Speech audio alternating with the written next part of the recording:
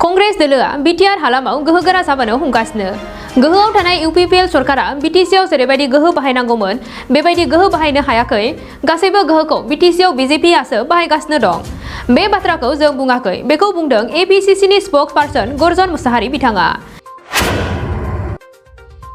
दिनै क'क्राझार जिल्ला कांग्रेस कोअर्डिनेशन कमिटिया जिल्लानि सिङाव थानाय रनेन्द्र भवनाव ब्लक वाइज रिभिउ मिटिं लादों बे मेल लानायनि गेजेरजोंनो दिनै बावखुंग्रि ब्लक कांग्रेस कमिटिखौ दाफुंनाय जायो आरो मानिक चन्द्र ब्रह्म बिथांखौ बावखुंग्रि ब्लक कमिटिनि आफादगिरि महरै गायसननाय जायो लोगोसेनो कमिटिनि गुबुन गुबुन बिबानफोरावबो मावथिफोरखौ थिसननाय जायो बे हाबाफारियावनो बाहागो लायो आसाम प्रदेश कांग्रेस कमिटिनि सिनियर स्पोक्सपारसन गर्जन मुसाहारि बिथां क'क्राझार जिल्ला कांग्रेस कमिटिनि माखासे दैदेनगिरिफोरजों लोगोसे ओनसोलनिनो कांग्रेस दलोनि मावथिफोरा बाहागो लानानै APCCनि स्पोक्सपारसन गर्जन मुसाहारि बिथाङा खौरांगिरिनि गेजेरजों मा फोरमायखो फैजों आबुङै मिन्थिनानै लानि আজি আমাৰ সভা এইটো হল ব্লক কমিটি ৰিভিউ সভা আৰু এই সভাত মোৰ লগত উপস্থিত আছে কোকৰাঝাৰ ডিস্ট্ৰিক্ট কংগ্ৰেছ কোঅৰ্ডিনেশ্যন কমিটিৰ সদস্য হিচাপে এক্স সাধাৰণ সম্পাদক বিমল মণ্ডল ডাঙৰীয়া x vice president DCC Premchand Jha Special invitee of this coordination committee, Gani Dangoria, Pranjit Busumutari,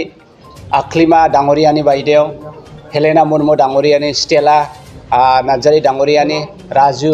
Marak Dangoriani, Aro Pustit Hangbadi Kokol.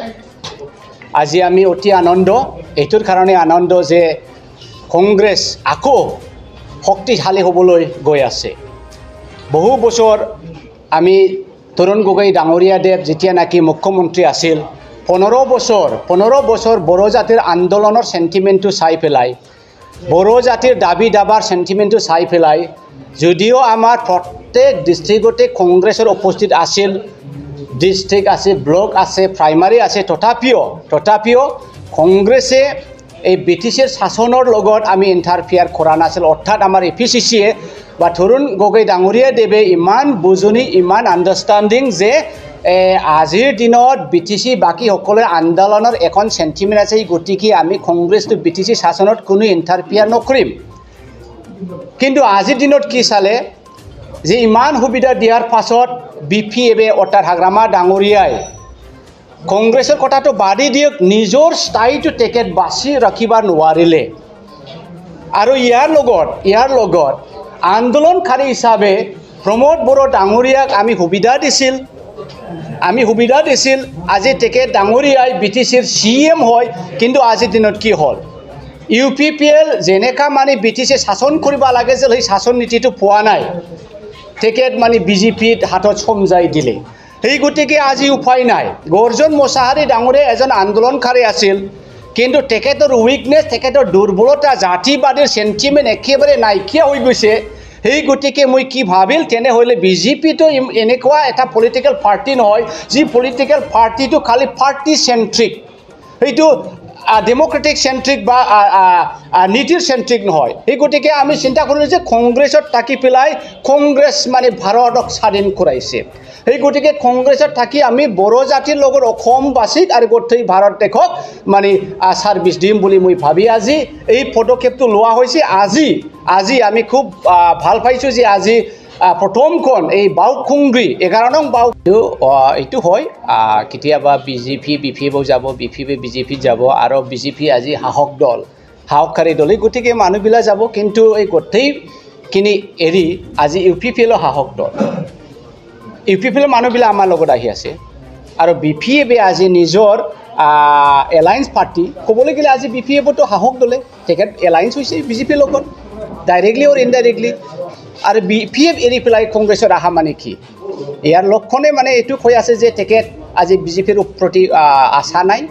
আৰু UPPLৰ প্ৰতি আশা নাই সকলোৱে নিৰাশাই গতিকে কংগ্ৰেছৰ আখলি লৈছে আৰু আমি আশাবাদী আগন্তুক দিনত অকল মানে এই 24ৰ কথা নহয় 2025ত আমি BTRত কংগ্ৰেছে শাসন কৰিব ৰাজ্যা যেরকম ফैगासिनो दं BTCआव हाबनोबो हाया आरो BTCआव कुनुदिन माने सुबेबस्था मोनाखै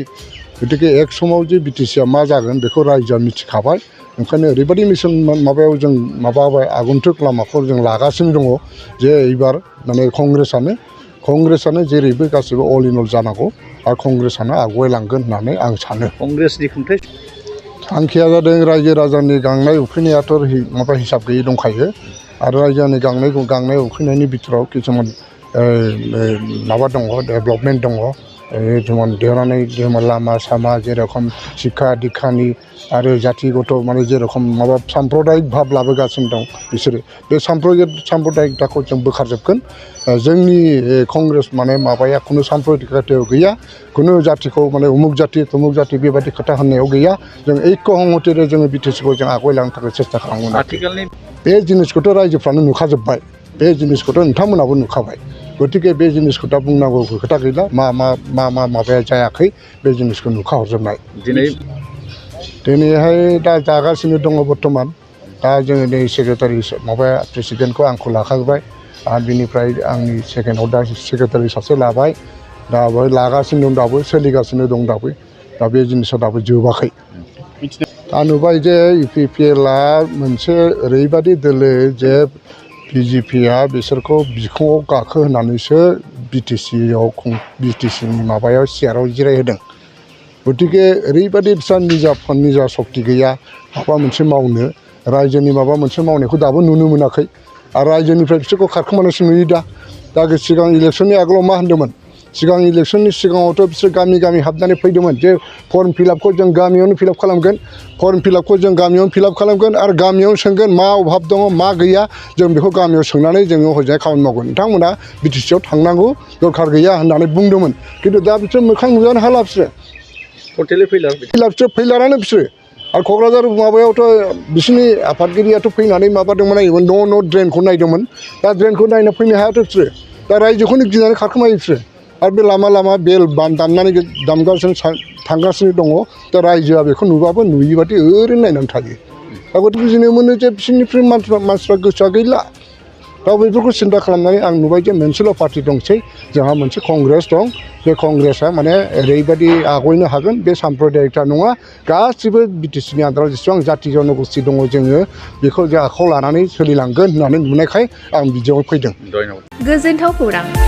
आसामाव थानाय बयनिख्रुइबो साबसिन सोलोंथाइ होग्रा मिरुफोरनि गेजेराव टेक बुस्टाराबो गंसे क'क्राझार जिल्लानि सिङाव थानाय CST फिसारि मावख'नि साखाथियाव थानाय खारगावआव बे टेक बुस्टारा दङ बेयाव बयनिख्रुइबो मोजांसिन सोलोंथाइ आरो नेम सोलिनाय गोग्गो थाखो खथानि सुबिदा दङ